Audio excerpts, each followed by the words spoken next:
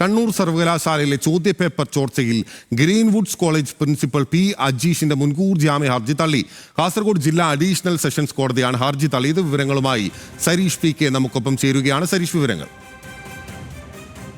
സർവകലാശാലയിലെ വേസ്റ്റിലേഷനുമായി ബന്ധപ്പെട്ടാണ് Greenwoods college principal P Ajeesh ചോദ്യപേപ്പർ ചോർച്ച നടത്തി അല്ലെങ്കിൽ ചോദ്യപേപ്പർ കുട്ടികൾക്ക് വാട്സാപ്പിലൂടെ നൽകി എന്നതുമായി ബന്ധപ്പെട്ട കേസ് രജിസ്റ്റർ ചെയ്തത്. ബേക്കൽ പോലീസ് ഈ FIR രജിസ്റ്റർ ചെയ്തതിന് പിന്നാലെയാണ് അജീഷ് കോടതിയെ സമീപിച്ചത്.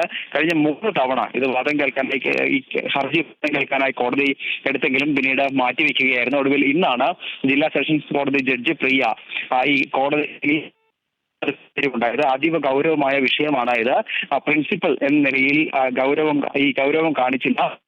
ഭാവി വെച്ചാണ് ഈ കാര്യങ്ങൾ അല്ലെങ്കിൽ പ്രിൻസിപ്പൽ കളിച്ചത് എന്ന പ്രോസിക്യൂഷൻ വാദം ശരിവെച്ചുകൊണ്ടാണ് ഇപ്പോൾ സെഷൻസ് കോടതി തള്ളിയിരിക്കുന്നത്. എന്തായാലും ഈ കോടതി തള്ളിയതിന് പിന്നാലെ അറസ്റ്റിലേക്ക് നീങ്ങാനാണ് പോലീസിന്റെ തീരുമാനം.